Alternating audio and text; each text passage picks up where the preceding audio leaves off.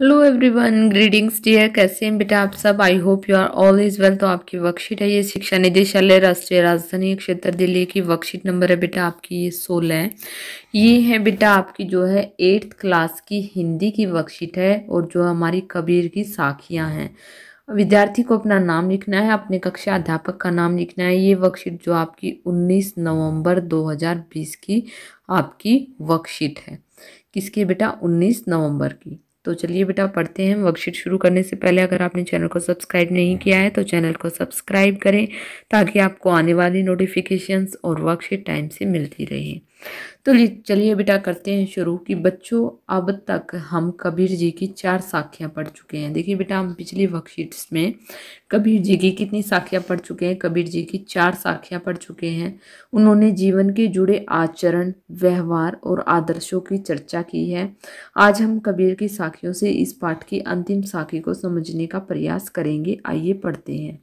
तो देखिए बेटा इसमें ये एक साखी दी गई है। कौन सी है? देखिए यहाँ पर दी गई है बेटा, जग में बैरी कोई नहीं, जो मन शीतल होए, या आपा को डारी दे, दया करे सब कोई। इसका क्या भावार्थ है बेटा?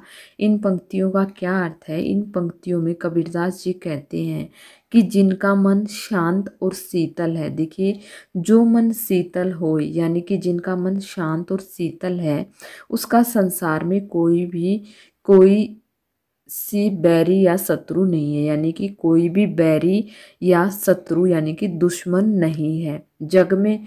यानी कि देखिए जो मन शीतल होए, जग में बैरी नहीं कोई, यानी कि जो जिस भी व्यक्ति का इस संसार में जिसका भी मन शांत है, शीतल है, उसका जो है कोई भी बैरी नहीं है, कोई भी शत्रु नहीं है इस संसार में।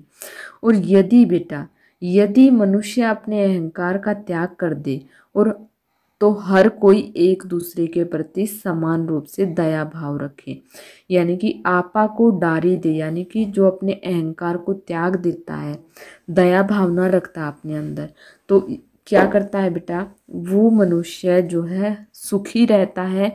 और जो है मनुष्य को संसार में अहंकार और स्वार्थ की जगह मित्रता और दया भाव फैलाने चाहिए। तो यहाँ पर कबीरदास जी क्या कहते हैं बेटा?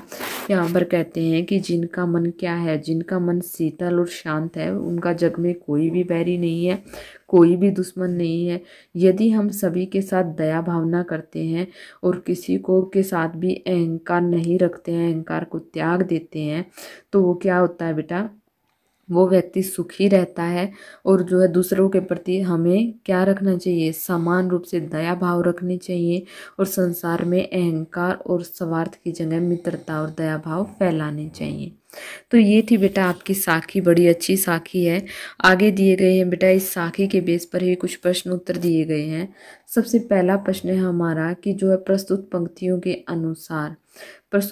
के अनुसार मनुष्य किस प्रकार दूसरों को अपना बैरी या शत्रु बना लेता है?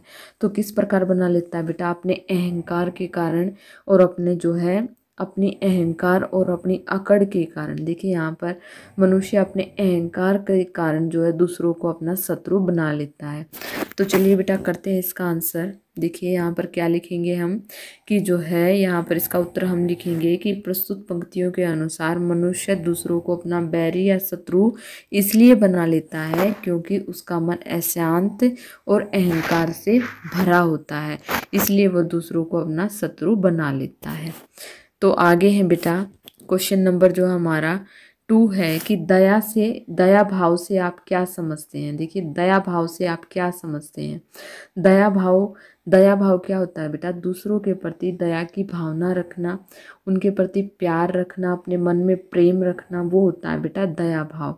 तो चलिए बेटा करते हैं हम इसका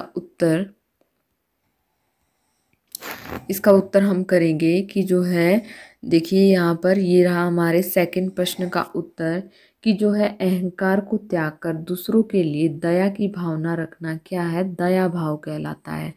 क्या कहलाता है बेटा? अहंकार को त्याग कर दूसरों के प्रति दया की भावना रखना क्या कहलाता है?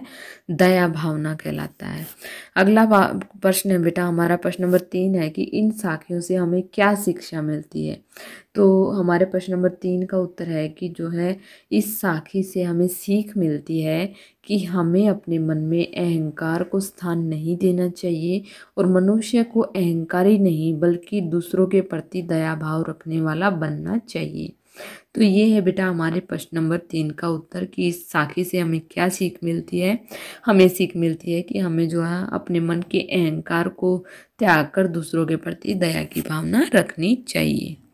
आगे देखते हैं बेटा हमारा अगला प्रश्न क्या है कि जो है कबीर की साखियों में से आपको सबसे अच्छी साखी कौन सी लगी और क्यों लगी।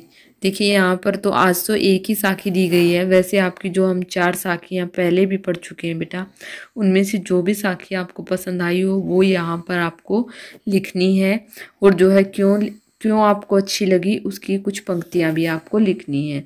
जैसे मान लिया हमने आज की साखी ही ले ली बेटा कि मुझे तो ये साखी आप आज की बहुत जो है मुझे आज की ये साखी बहुत अच्छी लगती है, तो आप ये साखी लिख देंगे और इसमें से क्यों लगी, क्योंकि इसमें मनुष्य को अहंकार को त्याग कर दूसरों के प्रति दया भावना रखने की शिक्षा सीख दी गई है, इसलिए ये साखी अच्छी लगी। तो इस तरह आप अपने क्वेश्चन नंबर जो है 5 का आंसर आप यहाँ पर जो है लिख सकते हैं।